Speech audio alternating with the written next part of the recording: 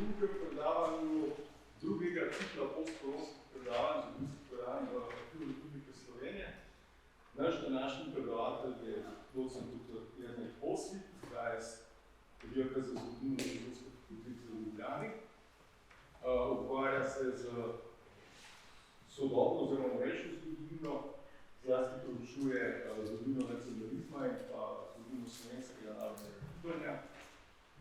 V svojih delih, kot sem pregledoval, se večkrat ukvarja tudi z demitologizacijo določenih splošnih trditev, ki so se nekako vrasla v našo družbo, kot na primer o 1500-letni kontinuiteti slovenskega naroda, o 1000-letnem snu o osamosvajanju Slovencev, o tem, da se uporaba slovenskega jezika prekriva z narodno identiteto in podobno. Vse te teze, čeprav so bile tudi v praksi večkrat dovržene, v slovenskem primeru, ob Koroškem plebiscitu leta 1920, so še zmeri zelo vraščene v narodno zavest. Mogoče tudi zaradi tega, ker to radi ponavljajo v politiki, ker je tako všečno, potem to ljudi ponavljajo v mediji, potem to pride nekje v ljudsko mnenje in se potem to naprej vodi in potrdi.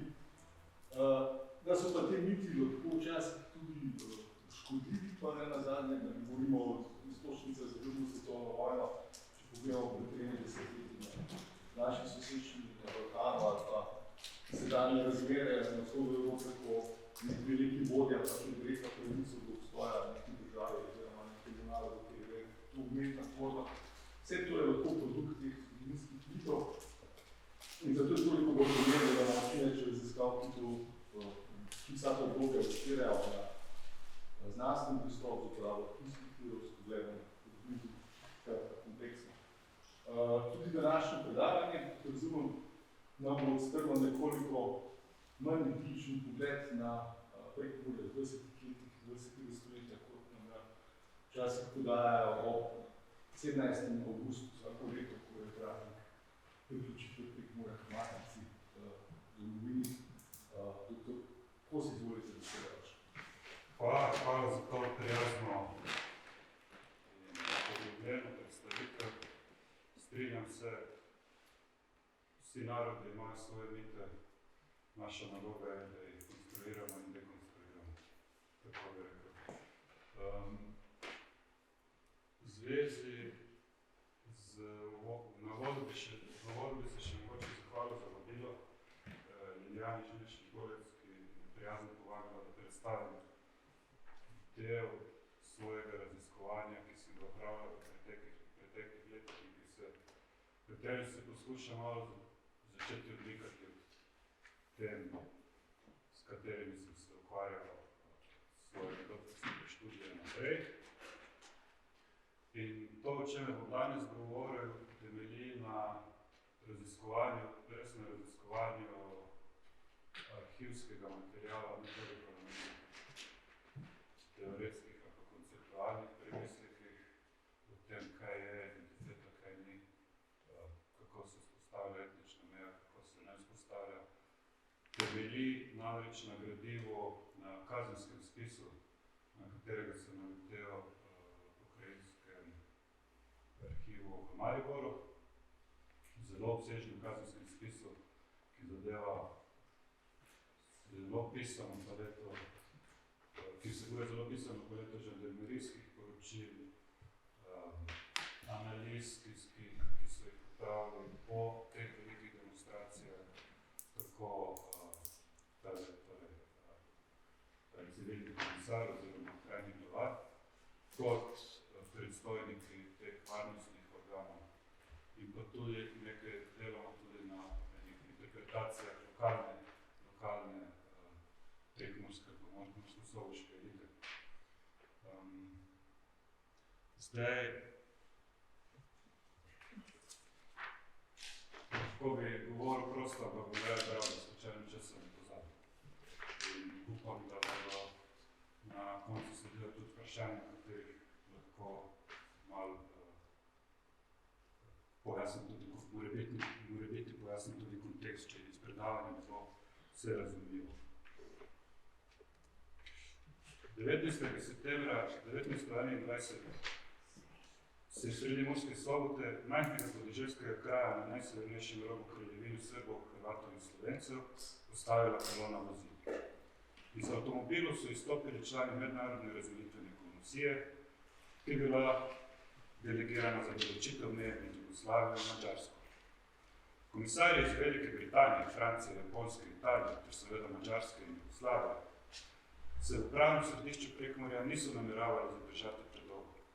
Po krajšem počitku v skodelici čaja na priložnostnem prigrizku v hotelu Dogaj, torej hotelu, ki je pod drugim imenom še danes deluje v središču Murske Sobote, skratka po krajšem počitku naj bi, tako je predvideval načrt, nadaljevali vožnjo naprej na sever, proti gričevnatim odročnim področjem, ker je od avgusta 1919, ko so to ozemlje okupirali oziroma zasedli jugoslovanske vojaške enote, tekla je jugoslovansko-madžarska demarkacijska črta.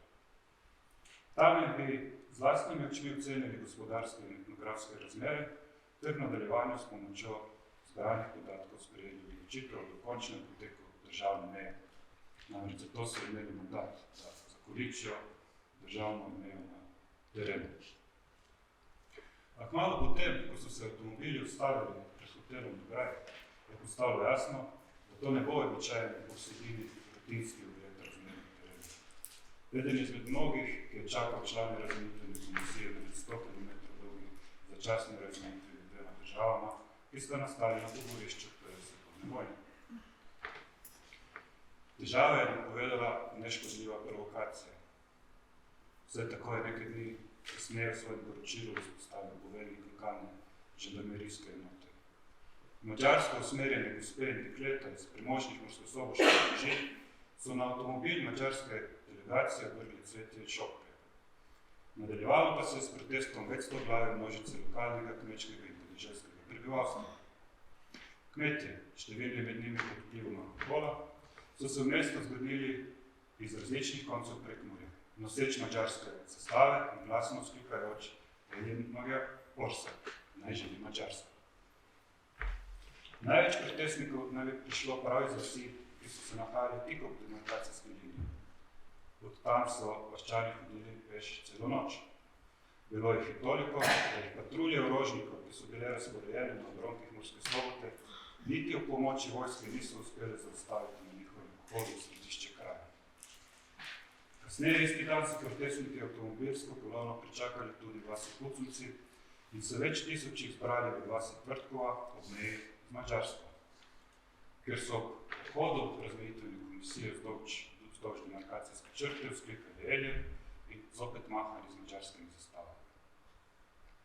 Naslednji dan, ko je komisija zasedala v Velikih Dolencih, pa je množici izbruhnil pretep, potem, ko je nekaj projugoslovanskih domačinov želelo prekiniti petje madžarske himne, ki jo je pač protestirajoča množica.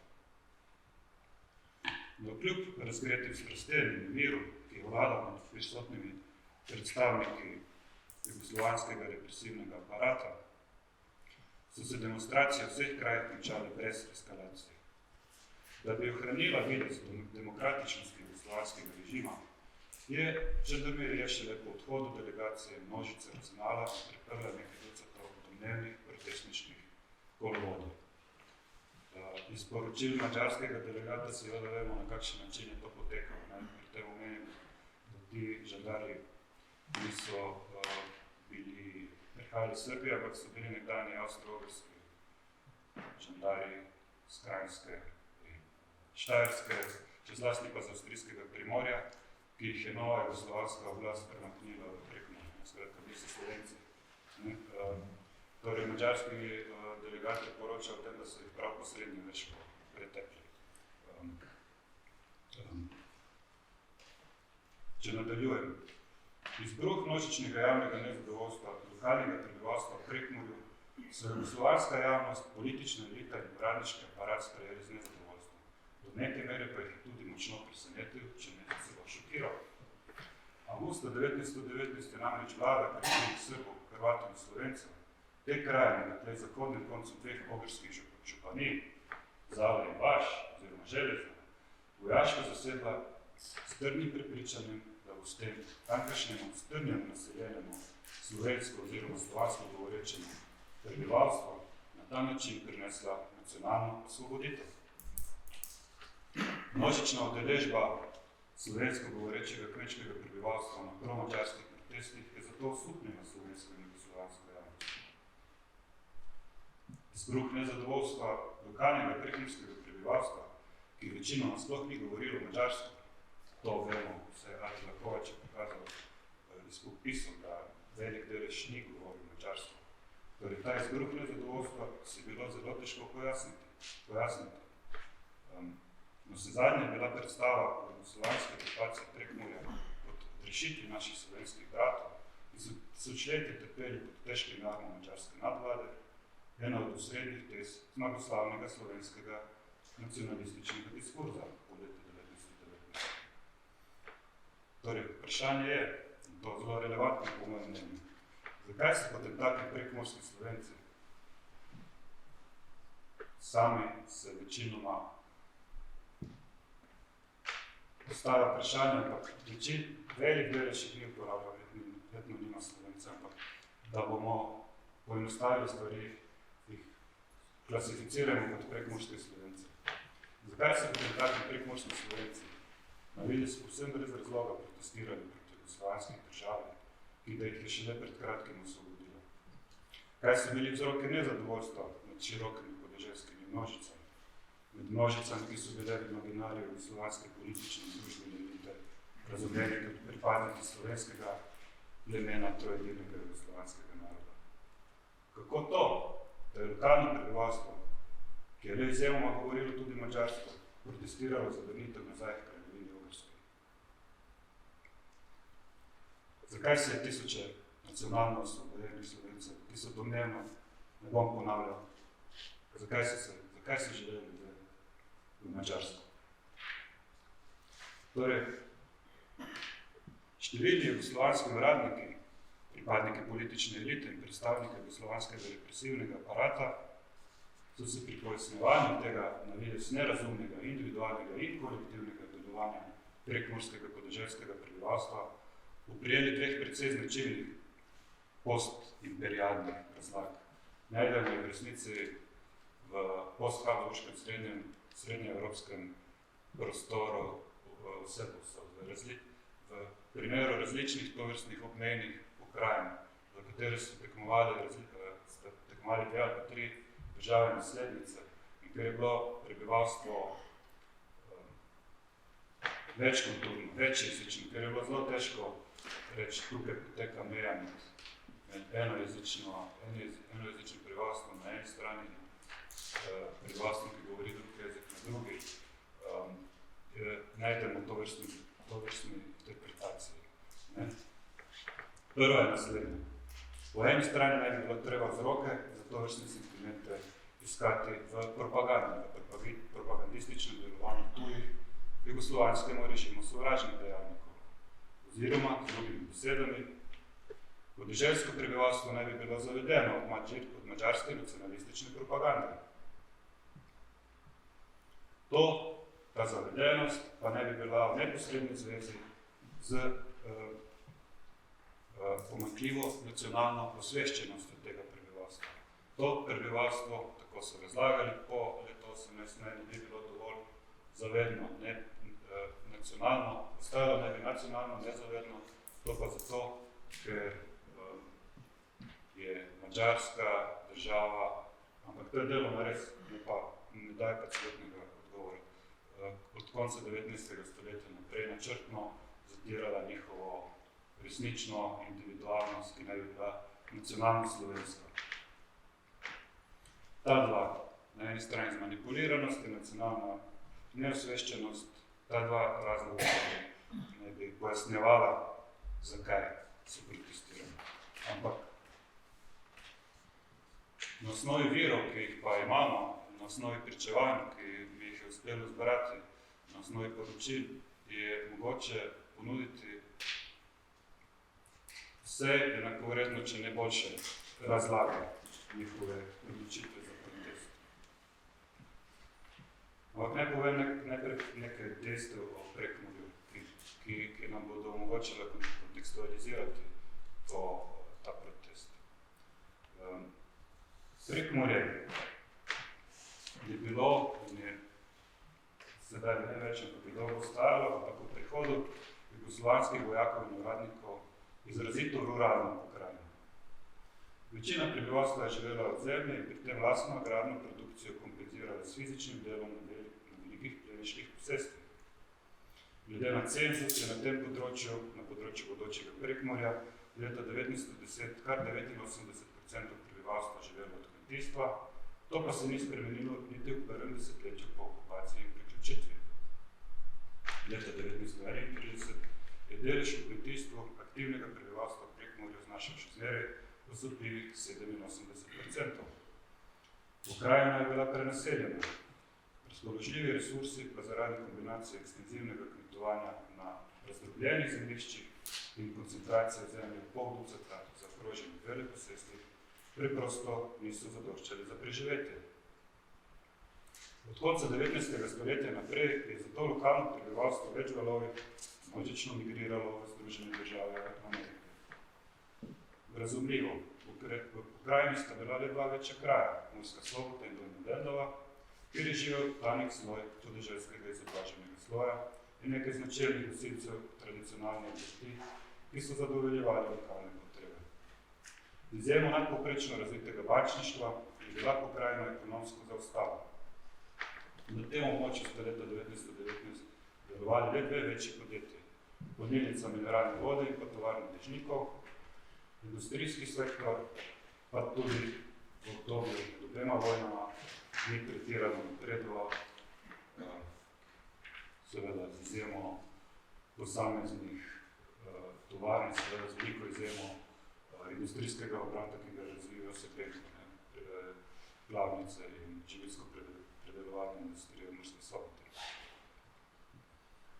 Torej, da bi bila razmere še slabše, je bilo v jugoslovanski okupaciji avgusta 1919 Prekmurje gospodarsko in socialno opustošeno. Četudi se je pokrajina nahajala daleč stran od območja spopadov in kasneje tudi od središč povojnega revolucionarnega vrenja, se je tako rekoč vsaka prekmurska družina neposredno soočila s posledicami vojne in razpada vojne monarhije. V formacijah Avstro-Ogrske se je borilo približno 25,000 prekmurskih mož, od tega jih je približno 3,000 padlo, še veliko več se jih je vrnilo z lažjimi ali težjimi invalidnostmi. Kmečko prebivalstvo pa je bilo med tem času vojne podvrženo pritiskom državnih intervencij na področju produkcije in cirkulacije kmetijskih proizvodov. Govorimo o rekvizicijah, določanju najvišjih cen kmetijskih pridelkov in podobno. Razumljivo, namreč avstrijska in ogrska državna oblast vesta terjali množično participacijo pri vojnih naporih v zaledju na tako imenovani domači fronti. Da bi bile stvari še mnogo slabše, je v zadnjem letu vojne madžarski represivni aparat začel izgubljati monopol nad uporabo nasilja. V zahodnih ravninskih predelih Ogrske se je množil zeleni kader. Po razpadu italijanske fronte pa so se čez ta prostor valile in tudi klatili množice vojakov, ki so občasno ropale in z oboroženim nasiljem ustrahovale lokalno prebivalstvo. In vse to je na svoji koži izkusilo tudi prekmursko prebivalstvo. Od ropanj, plenjenja judovskih trgovin do tega, da vsi poznate zgodbo o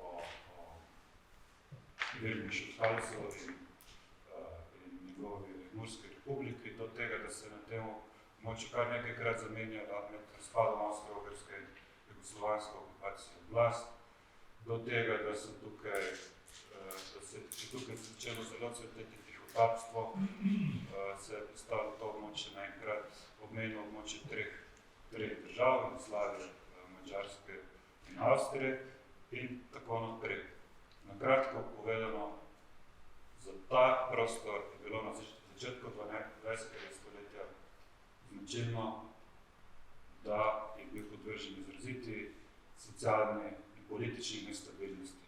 veliko večji kot pa recimo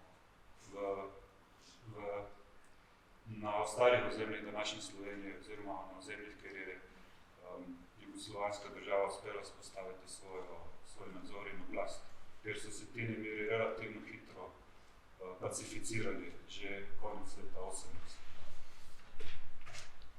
V veliki meri Slavonija je druga zgodba, ampak slovensko področje Slovenije pa res tam do sredi leta 1919 bolj kot ne pod nadzorom. Torej, prevladovali so zelo neugodne socialne okoliščine in tega se je zavedala tudi nova oblast. Nova oblast, jugoslovanska oblast, na tem ozemlju predstavljali slovenski uradniki. In ti slovenski uradniki, dobro, najprej so se skregali z Hrvaški, z deželno vlado v Zagrebu, kako se bodo razdelili Prekmurje, ampak ta spor je bil relativno hitro razrešen in potem je to zemlje obvladovala slovensko uradništvo, ki je bilo podvrženo Ljubljani. No, in v teh svojih poročilih je to slovensko uradništvo opisovalo resnično bedne razmere, v katerih je to prebivalstvo živelo. In obenem tudi opozarjalo na izrazito prometno nedostopnost, ki je zelo oteževalo življenje in preskrbo domačinov. Tako je denimo civilni komisar za Prekmurje, kasnejši okrajni glavar, najvišji jugoslovanski uradnik v regiji, poročal avgusta 1919, da v Prekmurju razen živine, žita in sadja ni ničesar za kupiti. Citiram: najmanjše stvari ni najti v Prekmurju, ki bi se dala kupiti ali ki bi bila v zalogi. Od žlice naprej se mora vse uvesti. Tudi komandant jugoslovanske orožniške čete je poročal, da je lokalno prebivalstvo slabo aprovizirano in preskrbljeno. Saj ne bi madžarski boljševiki rekvirirali lokalne resurse in povzročili neizmerno draginjo. Primanjkovalo naj bi tako soli, sladkorja, vžigalic, petroleja, tobaka, pa tudi spodnjega perila, oblačil in obuval. Citiram: narod je bos, nag in po obrežnih krajih tudi lačen. S tem je mišljeno Goričko. In naprej, citiram: promet ne obstoja. Dosegli še danes nismo, da bi imeli neposredno zvezo z ozadjem in pošta sploh ne funkcionira. Isto slabo telefon. Pol leta kasneje so bile razmere še slabše. Tako je v situacijskem poročilu, mesečnem poročilu o razmerah, civilni komisar za Prekmurje poroča pokrajinski vladi v Ljubljani, da so glede prehrane, citiram, v Prekmurju ravno tako težke razmere, kakor v ostali Sloveniji. Posebno primanjkuje moka, sladkor, petrolej in bencin. Do praktično identičnih zaključkov so prišli tudi slovenski politiki iz Ljubljane, ki so potem namreč Prekmurje je bilo relativno neznano pokrajino vse do leta 1980, tudi med slovensko politično in kulturno elito, denimo na Kranjskem. Na Štajerskem je zaradi bližine ta stik obstajal, na Kranjskem pa niso kaj dosti vedeli v tem področju. No in potem so seveda po okupaciji začeli prihajati v pokrajino. Oktobra 1919 tudi predsednik deželne vlade za Slovenijo, Janko Brejc, ki se je srečal z lokalnimi vaškimi župani v Dolnji Lendavi in poročal v svojem poročilu v Ljubljani, da so slednji na njega napravili jako beden vtis, slabo hranjeni in slabo oblečeni. Podobno je ugotavljal tudi poverjenik za socialno skrbstvo Abel Prebernik. Ampak predstavniki oblasti in represivnega aparata niso opozarjali samo na pomanjkanje hrane, ampak so začeli izpostavljati tudi dejstvo, da bi lahko pomanjkljiva preskrba močno načela lojalnost lokalnega prebivalstva do okupacijskega jugoslovanskega režima. Natanko s temi besedami je opozarjal komandir prekmurske čete svojega predstojnika v Ljubljani. Če ne bo poskrbljeno za improvizacijo, za preskrbo, se bo med prebivalstvom razširil nemir. Denimo en detalj, citiram: ljudstvo, katero je bilo pri zasedbi vso za nas, danes nam je nasprotno. Tovrstno nezadovoljstvo naj bi ustvarjalo dobre razmere za uspeh madžarske agitacije, ki bi jo bilo mogoče zaustaviti zgolj pod pogojem, da jugoslovanska oblast lojalnemu prebivalstvu zagotovi pogoje za boljše življenje. Tovrstnih poročil je veliko, tukaj jih ne bom še ponavljal, ker se ponavlja, v bistvu primanjkuje hrane, ker primanjkuje hrane, bi lahko prišlo do izbruhov nemirov. In ti nemiri dejansko septembra 1921 tudi izbruhnemo po prihodu delegacije razmetvene komisije v Mursko Soboto in druge prekmurske vasi.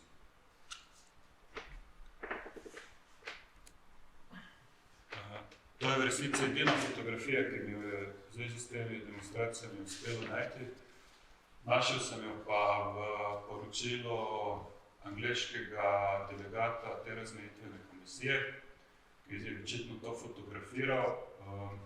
Zelo verjetno je v Tvrtkovi, zelo verjetno je ta fotografija iz Tvrtkove, on je naveden kot Martin oziroma Mara Skok. V bistvu ta fotografija se mi zdi, da kar povzema dogajanje na terenu, kot ga lahko razberemo tudi iz poročil. 3 madžarske zastave v sredini, velika množica. To je največ neka vojaška oseba, lahko da največ v desnem kotu, največ jugoslovanski žandar, mogoče pa tudi predstavnik, eden od sopotnikov te delegacije. Kar me je Prešerno razveselilo je mogoče dejstvo, da se tovrstnih demonstracij očitno niso udeležili samo moške, čeprav so praktično samo moške naletiš v poročilih, ampak tudi ženske. Tukaj mislim, da je podeželanka zelo fotografirana. Orožniške postaje, ki so skrbeli za red in mir, so v kasnejših poročilih detaljno popisali množični odziv lokalnega prebivalstva. Nekatera poročila so naravnost se prav zabavna. Tako se je recimo zgodaj zjutraj proti Murski Soboti odpravil iz okoliških vasi, ne iz obmejnih, iz okoliških, iz Tešanovac. Tudi poljedelec Jožef Ritoper, ki je 19. septembra ob 7. uri zjutraj na čelu skupine nekaj 10 krščanov iz vasi Tešanovci začel korakati proti Murski Soboti. Vihteč pri tem v rokah madžarsko zastavo z napisom Talpra Major, Madžari na nogi. V resnici jugoslovanskim oblastem ni uspelo zaustaviti množice, prišla je v središče, demonstrirala pred delegacijo. In te demonstracije so se nadaljevale tudi kasneje, ko se je avtomobilska kolona odpravila izpred hotela Dobraj. Že na bližnjem mostu jih je množica zaustavila in pozdravila z značilnimi vzkliki velje. Pri tem pa je Ivan Mrec, sin lastnika kmetije, skočil na avtomobil, kateri je imel madžarsko zastavo, se je odkril, vihtel svoj klobuk v zraku in odbil Eljena Madler Orsa. Istega dne je vas Tvrtkova komisijo pričakala tudi nekaj tisoč demonstrirajočih lokalcev. Številke niso tako relevantne, gotovo pa so to bile množice. In ob tej priložnosti so oženjenega krčmarja Jožefa Gašparja žandarji ovadili, ker da je v prihodu komisije razgrajal, pil velje in huskal ljudstvo. Med kričanjem je stopil na kup gramoza, vzel klobuk v roke in zapil: Eljen Madler Orsa, pijmo med žandarje, danes je naš dan, danes imamo mi besedo. Dan kasneje se je množica vaščanov tudi iz vasi Šalovci odpravila demonstrirati Velike Dolenjce, kjer je v skladu s programom obradovala komisija, zgodilo se je zelo podobno. Na poti tja se je razjarjena skupina ustavila pred vaško postanko žandarmerije, izklikana Eden Mađar Orsak, to je Madžarska, in Abcuk, vi umazani slavi. Abcuk, zelo verjetno so bili razvojačeni avstro-ogrski vojaki, maknite se, vi umik, vi umazani slavi, to je pa etnonim, s katerim prekmorsko prebivalstvo tistega časa naslavlja Jugoslovane, naslavlja Slovence, prišleke, ki so prišli v ta prostor, in vse ostale radnike, ki prihajajo iz jugoslovanske države, ki so prišli iz jugoslovanske države. Abcukovi umazani slavi, kasneje pa tudi Abcuk Jugoslavija. Podobno se je zgodilo v velikih Dolencih, orožništvo je le s pomočjo finančne straže in graničarjev uspelo krotiti demonstrante. Dve interpretacije, ki sem že omenjal, zato je tu ne bom razčlenjeval. Država se je to poskušala pojasniti na dva načina. Tako je nemudoma potem. To prebivalstvo je treba nacionalno ozavestiti, oni pravzaprav sploh še ne vejo, kaj so, mi jim bomo pomagali, da postanejo pravi Slovenci. Pomagali jim bomo bodi se s pendrekom, to tudi kako še ne počnejo potem v prvem letu, pa prvih 2 letih, bodi si skozi socializacijo, skozi šolski pouk, na način, da bomo spostavili slovenske izobraževalne inštitucije na eni strani, na drugi pa kulturne inštitucije, delimo Sokol, predvsem Sokol, in vzgajali slovensko mladino v njihovi pravi identiteti, ki je identiteta slovenstva oziroma jugoslovanstva. To je prvi, drugi pa je, z njimi manipulirajo tuji agenti. Ogrska, oziroma pravilno je Madžarska, pošilja ta prostor svoje propagandiste, ti propagandisti pa manipulirajo s prebivalstvom. Ta zgodba seveda ima svojo racionalno jedro. Madžarska dejansko financira protijugoslovansko gibanje in podpira in financira protijugoslovansko gibanje v tem prostoru. Zlasti evangeličarski duhovniki, pa tudi precej katoliški, ki je do jugoslovanske oblasti vse do leta 1924, ko je meja dokončno postavljena, izrazito sumničavo. Kmečko prebivalstvo pa se seveda v veliki meri ali pa pogosto ravna po tem, kar mu sugerira lokalna izobražena elita. Ampak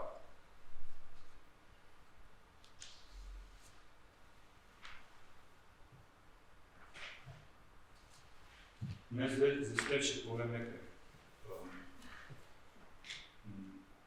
Po podpisu Trianonske mirovne pogodbe je francoski ministrski predsednik izdal Madžarski tudi tako imenovano spremno pismo, v katerem je zagotovil, da bo mogoče mejo revidirati, če se bo na področju ob meji pokazalo, da etnografska podoba pokrajine ali pa gospodarske okoliščine ne odražajo razmejitve v Trianonski mirovni pogodbi. To je bilo izhodišče, na katerem so gradili Madžari svojo propagando. Če bomo pripravili prebivalstvo od tega, da se množično mobilizira v teh primerih za Madžarsko, bomo lahko v razmejitveni komisiji dokazali, da je v resnici meja postavljena nepravično in da bi moralo to prebivalstvo v resnici to ozemlje se vrniti nazaj, iz Jugoslavije nazaj k Madžarski.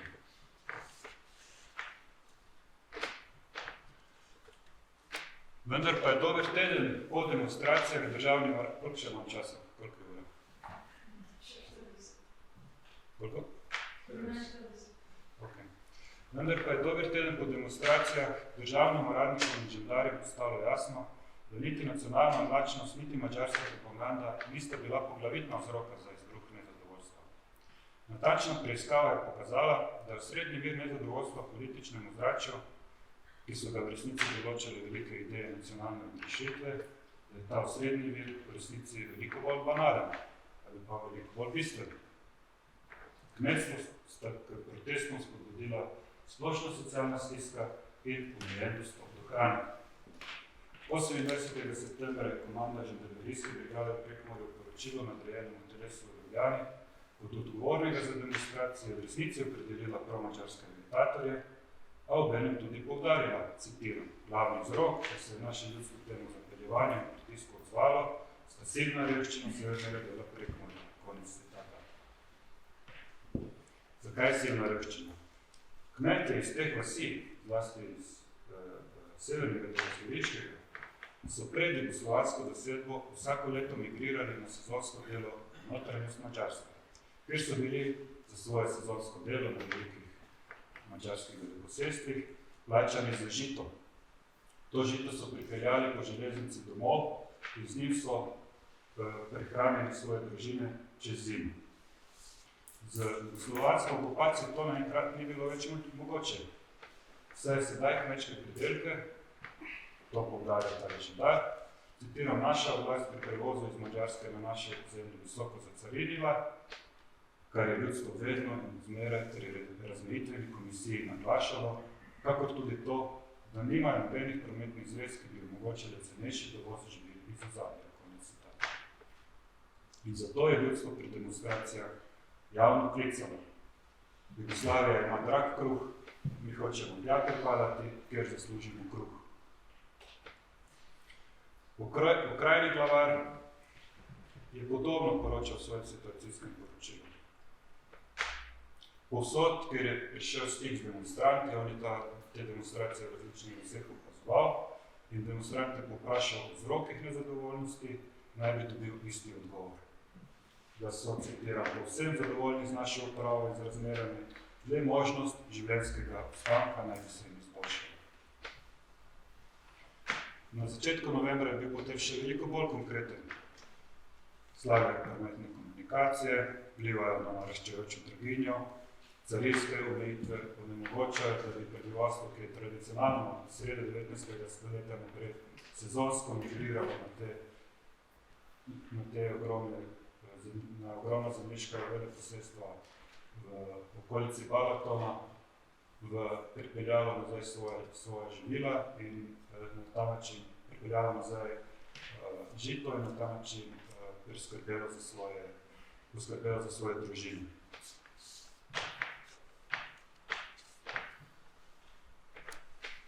Podobno je poudarjal tudi ugleden murskosoboški odvetnik Nikolaj Pinter, ki ga je oblast zaprla in obtožila, da je organiziral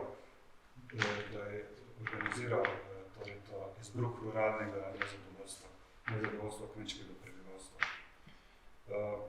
Pinter je to v svojem zagovoru zavrnil,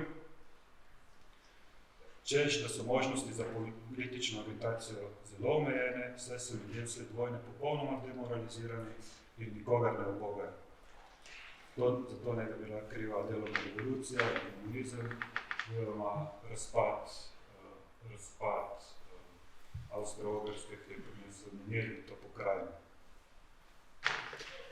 Pri tem je detaljno opisal razloge za vse splošno nezadovoljstvo.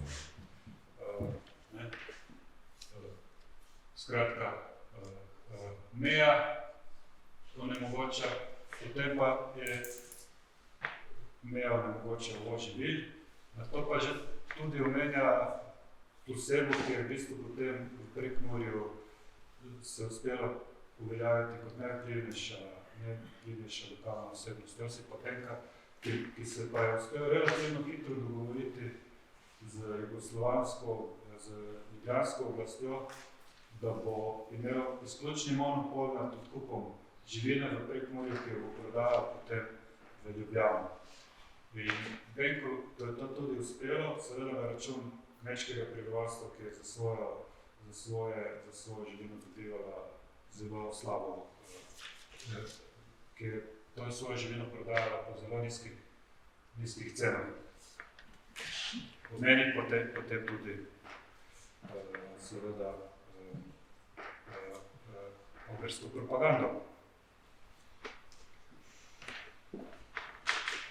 Zaključi, da pač zanimivo s tem zvezi pa tudi naslednje. Okrožno sodišče se odloči, dobro, pa bomo pa preverili, če to, kar Nikole Peter trdi, res drži in se obrne na okrajnega glavarja. In okrajni glavar v resnici potrdi, res je tako. To so razlogi za izbruh, poglavitni razlogi za izbruh kmečkega nezadovoljstva. Skratka, socialne okoliščine. Podobno so v teh pričevanjih, ki sem jih uspel pridobiti iz teh zaslišanj, potrdili tudi posamezni aretirani kmetje oziroma demonstranti. Jugoslavija ima drag kruh, mi hočemo tja pripadati, ker zaslužimo kruh. Jugoslavija nima nič, Jugoslavija nima kruha, Madžari nam pa kruh dajo, brez Madžarov mi ne moremo živeti. In to nas pripelje do bistvu, po mojem mnenju, do zaključka, da je to kmečko prebivalstvo skozi svojo udeležbo na promadžarskih protestih do neke mere res artikuliralo mogoče svoje identitetne preference, svoja razmišljanja o tem, kdo so in kam želijo, kateri državi želijo pripadati kot prebivalci nekega kraja. Ampak da so veliko bolj po mojem mnenju te demonstracije kot o nacionalnih konfliktih, nacionalnih razlikah, govorijo o tem, da so socialne okoliščine bile takšne, da je bilo mogoče z nacionalističnim besednjakom te množice mobilizirati pod ogrskimi zastavami, pod madžarskimi zastavami za ene nacionalne politične cilje. In to je tisto, kar se mi zdi mogoče zaključek te zgodbe, da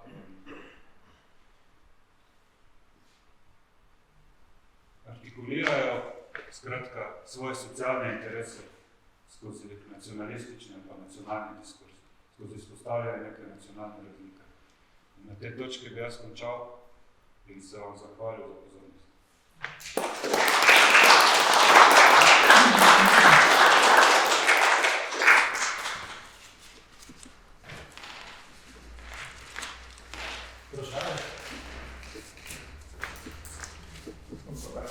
Jaz sem bil lani v proslavi stoletnice v Kerči Somovcu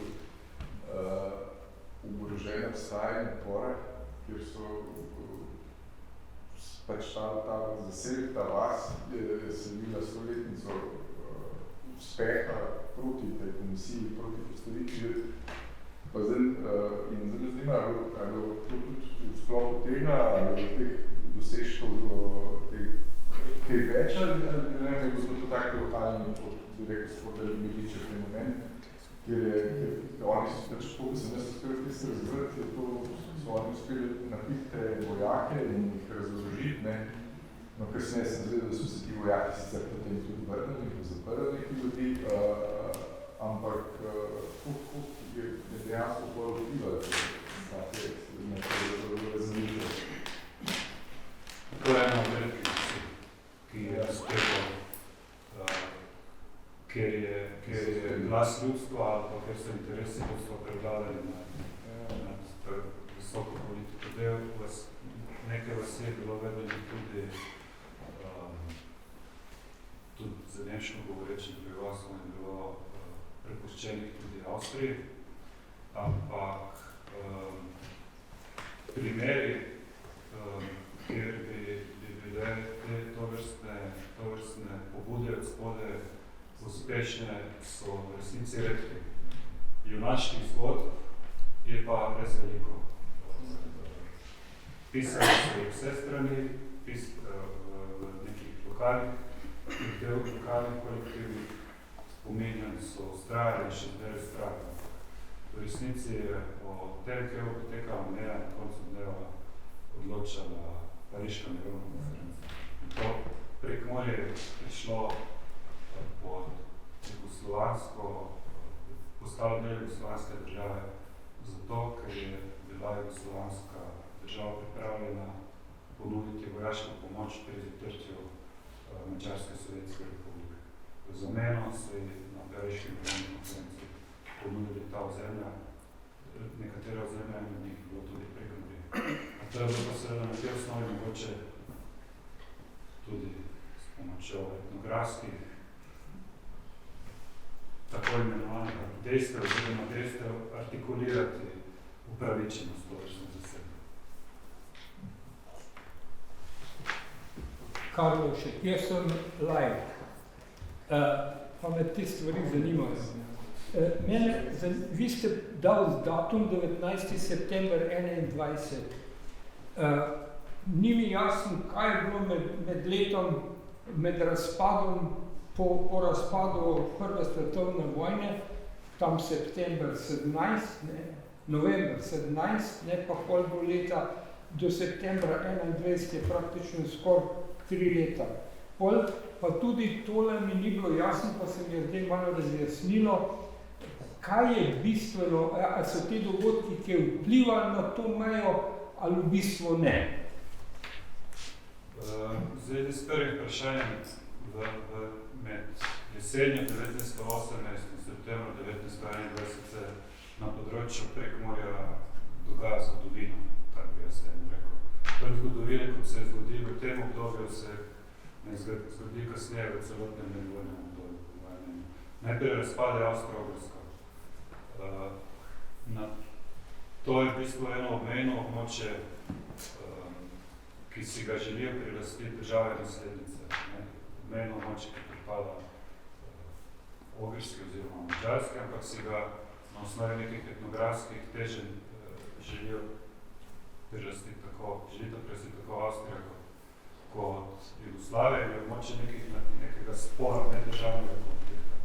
Obenem pa to prostor, kjer javna oblast in monopol nad represijo v bistvu sta za nekaj časa suspendirani. To je prostor, kjer bo demobilizirano, ampak oboroženo vojaštvo pleni, kjer se pojavljajo raznorazni politični avanturisti, kot vidimo Vilmo Šukavic, ki je ustanovljeno tedensko Prekmursko republiko, kjer raznorazni tihotapci uspevajo formirati neke svoje zasebne vojaške formacije, kjer oborožene tolpe množično ustrahujejo vaško prebivalstvo. Vse to traja nekako do avgusta 1919, ko je to, ko dobi Jugoslavija dovoljenje Pariške mirovne konference za zasedbo tega prostora v zameno za pripravljenost, da pošlje dve diviziji na področju Madžarske, če bo potreba za zatrtje komunistične revolucije, ki je tam združena. Skratka, dogaja se veliko, od leta avgusta 1919 naprej je pa to prostor, ki ga ima ki ga obvladuje jugoslovanska država s pomočjo slovenskega uradništva in žandarmerije in ki ga poskuša po eni strani integrirati v jugoslovanski državni kontekst, po drugi strani pa tudi pacificirati. Pacificira ga na različne načine, po eni strani z uporabo, gotovo z uporabo represije, po drugi strani ga poskuša tudi z vključevanjem neke lokalne elite. Josip Benko je tak primer v neko jugoslovansko stalnost. Če ti lokalne elite prepričaš, da bodo njihovi socialni privilegiji, da njihov socialni status, da bodo ohranjeni, lahko dosežeš, da bo ta lokalna elita ti pomagala pri pomirjanju prebivalstva, ki seveda z socialno izrazito slabih okoliščinah in oboroženo. Je zato zelo nevarno. To je tudi čas, ko se vsi bojijo, da bo komunistična revolucija pljusknila tudi proti Zahodu. Veliko po eni strani strahuje prisotnega, po drugi pa tudi realnih grožnje za obstoječe države. Kar se tiče same dejanske razdelitve, je pa tako, da je bolj kot ne razdelitev sledila z izjemami, temu, kar je bilo določeno v Trianonski mirovni pogodbi. Seveda so potem upoštevali lokalne kontekste ponekod. Mađarska se je prizadevala, da bi mislim, da 23 vasi bilo priključenih zopet nazaj k Mađarski, ampak je bila v teh prizadevanjih neuspešna po diplomatski poti je uspelo Jugoslavijo to ohraniti. Meja, takšen kot je lahko. Hvala.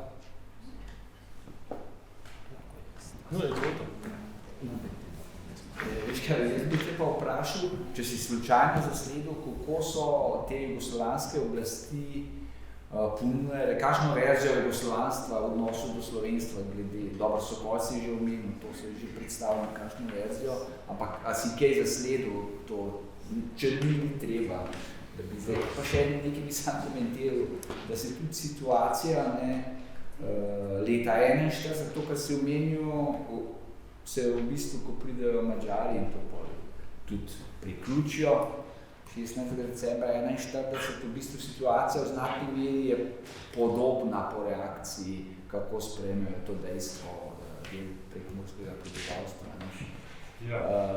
Se ni toliko spremenilo očitno v teh 20 letih, čeprav menda, da tudi Mačkova HSS je bila relativno svoj čas vplivna, da je šele v 30 letih nekak Korošec, da rečem v navednicah, uspel inaugurirati SLS pod klekom, da so bolj prevladovali v tem koncu volilno. Ja, to sta dve dobre vprašanje. Ja. Slovenska različica jugoslovanstva. No, primarnost. Vi ste Slovenci primarno. In šele sekundarno smislu jugoslovanske pleme. Mislim, to je v bistvu slovenizacija tega. Mislim, to, kar spremljamo, je slovenizacija tega prostore. Spremljamo prilagoditev osnovnošolske mreže, s tem, da se odpustijo mađarske učitelje in jih nadomestijo z tako imenovanimi prišljiki. Domačini uporabljajo izraz prišljiki. Sam da vskočim. Njih te so 41 ponovno aktivirali, te učitelje. Tisti, ki so bili še živi, no, mislim. Ja, še prej, to je res dobro vprašanje. In pač z uvedbo slovenskega knjižnega jezika, slovenskega standarda, kot se je oblikoval v avstrijskem delu monarhije, z poskusom načrtnega postavljanja na stran te neke prekmurske slovenske knjižne tradicije, z Sokolom,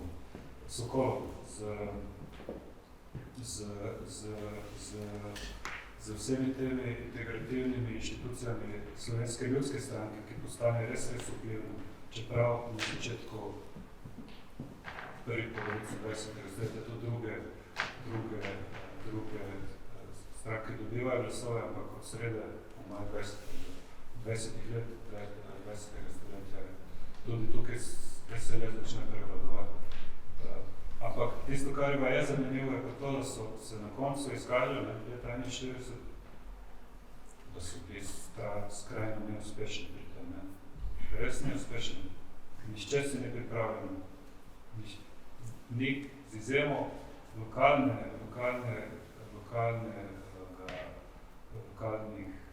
dijaštva, recimo nekega študentskih lokalnih študentov, lokalne neke komunistične celice, ki se pripravljajo na napred,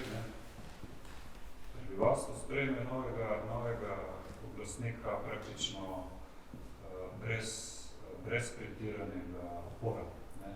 Kar nam pove nekaj, po moje, v tej prvi Jugoslaviji. Je bila v gospodarskem smislu relativno neuspešna država. Temu prebivalstvu, zato sem tudi prinesel to knjigo, temu prebivalstvu, ki mu je obljubljala osvoboditev izpod Ogrskega jarma, ni bila v stanju zagotoviti boljšega življenja. Tle bi pa vsem dodal, seveda je oborožen upor, to je ena stvar, ampak da je bilo nasprotovanje, to je treba pa vendar reči tudi med duhovniki katoliškimi in so bili tudi internirani celo, tako da to se pravi, da lik samo svede, ampak oboroženi upor pa ja seveda, to pa duhovniki svede ni bilo počekati. Samo je, tu govoriš o eliti, ne? No. To so lokalni duhovniki, to je lokalno duhovništvo, ki se je formiralo skozi slovensko šolo, skozi gimnazijo. To so bili mladi.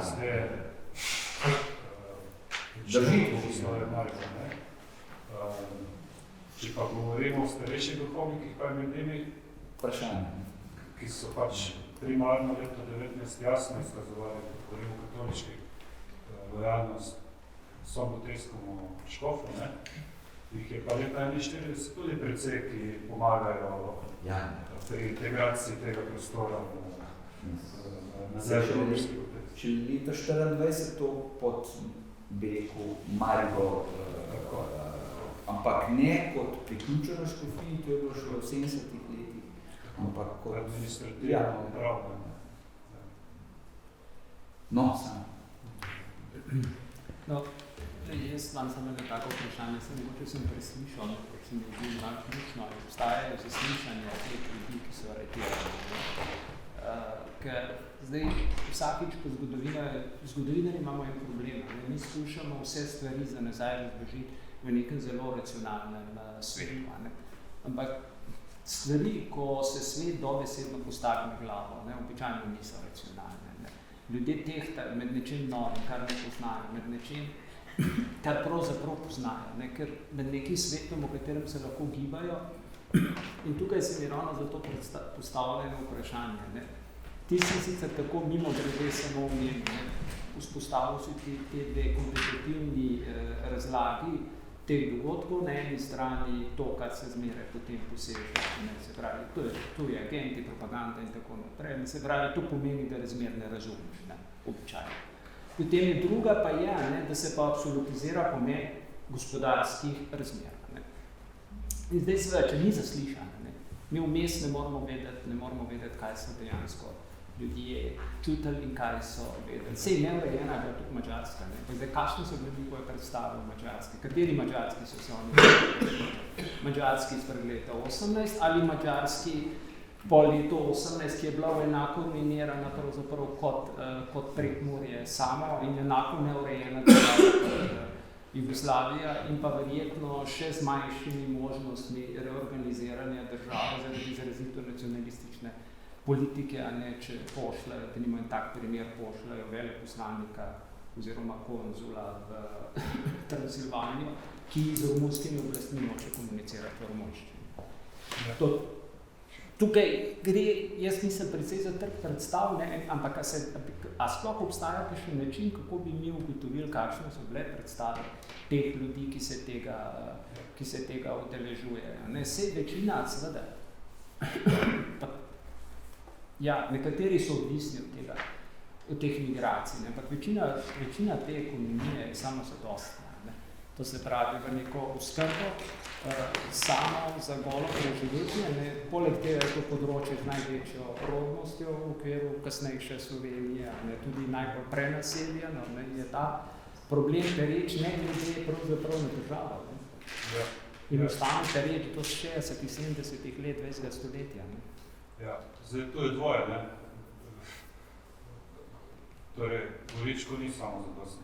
Goričko strada brez... Ne, govorimo o ekonomiji, lokalni kmečki ekonomiji, ki teži k primarni samozadostnosti, to pa na prvi stopnji pomeni osnovnemu preživetju. Ja, ampak kot rečeno, mislim, potek brez žita, pač glede na strukturo in velikost kmetij, teh na Goričkem niso v stanju pridelati dovolj za preprosto stradajo. Brez tega žita, ki ga pripeljejo iz velikosestev, to prebivalstvo pomladi strada. To je nekaj. Kar se pa tiče njihovih predstav, pa seveda vse jasno, mislim. Leto 19 si najbrž želiš vse tega, kar se ima pred prvo svetovno vojno, da greš na neko leto 1921, da greš na neko veliko sredstvo in si preskrbiš dovolj za samo za to, da ne stradaš, da pač na nek način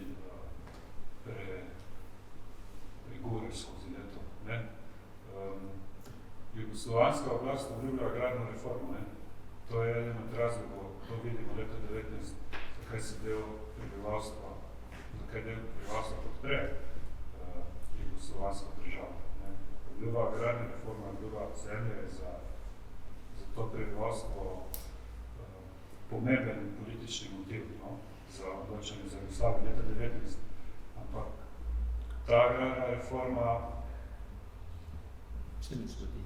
Točno to, se pokaže kot prazna obljuba. Treba je priznati jugoslovanski državi, da tudi kasneje prepoznava neurejenost socialnega, skratka skromne socialne okoliščine, težave s preskrbo, nerazvitost kot politični problem, kot problem, ki bi lahko eskaliral, ampak njihova politika se nažalost je to. Agrarna reforma, ki je taka kot je, potem je preusmeritev teh sezonskih migracij proti Slavoniji, kar je deloma uspešno in na koncu, ko vidijo, da nič ne uspeva, ustanovijo lokalno enoto, skratka za migriranje prebivalstva, skratka da omogočijo prebivalstvo, da sezonsko migrira v Nemčijo oziroma v Francijo. To je njihov odgovor na ekonomske probleme Prekmurja v medvojnem času. Pojdite in si zaslužite v tujini. Ja, vsi se moramo za medvojni čas zavedati, samo tega, da 10 let je bilo recimo nečemu, kar bi lahko opredelili vsaj približno normalnost, v smeri izboljševanja ekonomskih in socialnih razmer. Ta normalnost se je začela tam 22-23 in je trajala do leta 30. Potem pa normalnosti do leta 52 ni. To je tisti kontekst, ki je pa širši. Mogoče v zvezi s to, kaj so se oni predstavljali, Ne, se to je čisto tako vprašanje. Ne, se vem, hočem samo reči, zelo podoben primer je v istem času, na Koroškem, na Štajerskem, na Kranjskem, mogoče malo manj, v zvezi z Avstrijo. Pa ne samo Apače, dejansko cela spodnja Štajerska, cel poročila, o tem, kako hočejo iti v Avstrijo. Oni si seveda predstavljajo, s tem si v bistvu oni predstavljajo, mi hočemo iti nazaj v leto 14. Tako jaz to berem, gledam vse dokumente, ker seveda ne vejo v resnici, kako je v Avstriji situacija z oskrbo bila včasih slabša.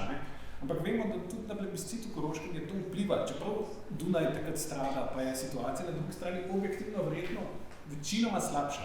Ampak oni sanjajo tej Avstriji kot dejansko tukaj je neko po moje predvojnem stanju. Zdaj, kako je to res, da so koliko je to res, da so leta 41 hoteli v Ljubljani priti pod Nemčijo, zato ker so mislili, da bojo prišli v staro Avstrijo, jaz ne vem, ampak tudi oni si ne niso. Ampak v vsakem primeru niso si predstavljali Avstrija iz leta 38, ampak Če se res, ki mi govoril o Koroški, pa sem nekaj pregledal v zvezi z razstavo, zdaj hiperrele s Koroško se postavljajo. Jugoslavija je bila prednost pred Avstrijo, predvsem okrepa Avstrijo, ker je bila boljša preskrba na Koroškem in tu so se temeljito to potrudili. Ene 3 mesece pred plebiscitom so Hajmani začeli s cukrom, pa s petrolem, pa s nekaj. Večji del časa, od tam junija 1919 pa do plebiscita preskrba boljša, kar imajo pa minus Jugoslavije pa to, da je pa demarkacijska črta in je odrezala od centrov, kjer lahko prodajo pač svoje področje. Nemški prebivalci tudi podobno kot s migracijo, to so presekanje naravnih kulturnih centrov. Po drugi strani je tudi na Koroškem oni so uspeli pridobiti obrane veljake, Jugoslavije nase. In tam piše v poročili, da vse je Nemško, študijo vsa Brignjara, študijo vsa. Zato bomo rekli, tukaj Irakov. Zdaj, Prekmurje plebiscita ni bilo, če bi bil vprašanje, kaj bi se bil. Vse te pa res, da je odgovor javno 30% Nemcev, ki ga referendum za državo bilo zanimljivo. Te paralele se kažejo, s tem, da je kompletno aparat otvorjenja se je odpovedal socialne službe, zdravstveni sistem, živimo zdravniki, praktično prometne povezave, vse se ne bo tam. Zdaj tukaj ne vem, središče vse obstaja, da so bo ta. Kaj pa je tukaj pa tudi skjer zdaj na denarec? Stavljamo vprašanje.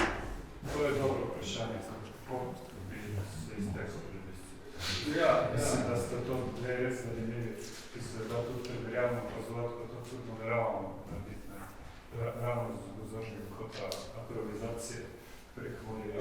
Tu sem hotel povedati, da Jugoslaviji so bili na Koroškem imajo plebiscit in tu so se aprovizacijo temeljito potrudili Slovenije, se pač dovažali mogo in vsega, tako da pomakanja v Sloveniji ni bilo. Znači tudi so pa verjeli, da je stvar že zaključena. Ja, v Prekmurju se v na teh sejah želja vlade menja v istem kontekstu kot Koroška. Se poskrbeli bomo za aprovizacijo, ampak očitno je, da je ne uspelo. Tudi zaradi komunikacijske, prometne odrezanosti te regije. Ljuljana, Mislim, da je eno res kratko vprašanje, glede na to, da smo v Republike Slovenije in da so se že pogovarjali o tem, da se uporabljajo tudi gradivo iz našega arhiva, če lahko poveš, da so še kaj naučili. Jaz kot vsak zgodovinar imam težave z letnicami, imeni in navajanjem delov. Ja, tukaj sta bili, poverjeništvo za notranje zadeve. Poverjeništvo, v fondu poverjeništva je precej gradiva, fantastičnega gradiva o Prekmurju v teh prvih letih, ki je bilo očitno načrtno, ki so ga načrtno odlagali, načrtno zbirali v tem času do končne razmejitve, s pomočjo katerega se je res možno zelo dobro približati ne samo delovanje državne uprave na eni strani, ampak tudi pridobiti eno predstavo o tej kmečki pa lokalni družbi, o tem, na kakšen način deluje in kdo so, kako vidi sam sebe, tudi v tem identitetnem smislu. Res resnično zanimive stvari. Po eni strani tem identitetnem, po drugi pa zanimivo videti to, kdo so predstavniki lokalne elite in na kakšen način se uspevajo postopoma integrirati v ta jugoslovanski kontekst. Mislim, jaz sem to gradivo se seveda vse poskeniral in vedno znova se vračam k njemu, ker je res zanimivo. Kakšno vprašanje, pripomba? Če ne, pa da se še enkrat zahvalil za zelo zanimivo predavanje. Ko se je poročil, vam pa seveda hvala za pozornost, da ste prišli vabljeni spet na predavanje, že vemo datum.